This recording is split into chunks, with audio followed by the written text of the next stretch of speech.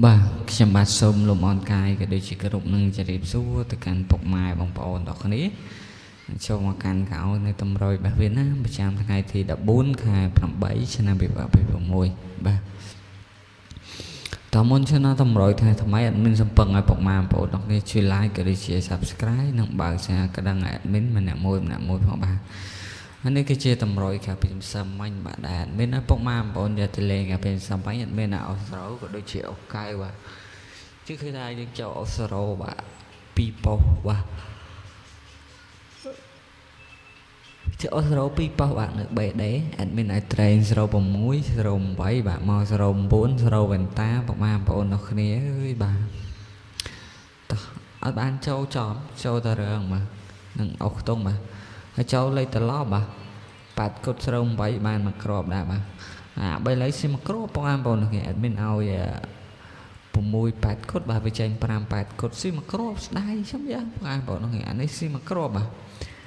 មក6 8គុតមកបឿរបស់យើងទៅមក6 8 3ណាអើយស៊ីមកក្របបាទ3លេខតោះយើងបានអុកខ្ទង់បាទ BD ស្រូ2ប៉ុសហើយចូលលេខត្រឡប់ប៉ុសសេបាទស្រូ8 8គុតហេងដល់គ្នាឲ្យបងប្អូនទាំងគ្នាជួយចុច subscribe អ្នកមួយផងបាទតោះពេលយប់បាទពេលយប់អុសរ៉ូក៏ដូចជាអុកៅបាទ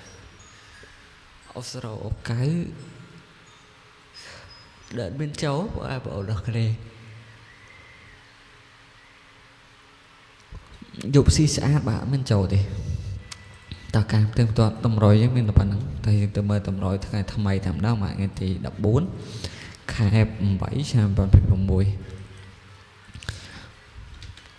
មកបងឃើញវីដេអូនេះជួយ subscribe ក៏ដូចជាបើកនៅក្តាមអ្នកមួយផងបាទតោះតែយើងទៅមើលតម្រុយថ្ងៃថ្មីបាទអុកខ្ទង់បាទអត់មានឲ្យអុកខ្ទង់6និងអុក8បាទអាចលេងបាន6និង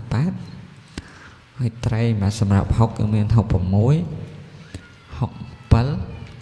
8គឺមាន8 8ក៏ដូចជា8 9បាទអរគុណបាទ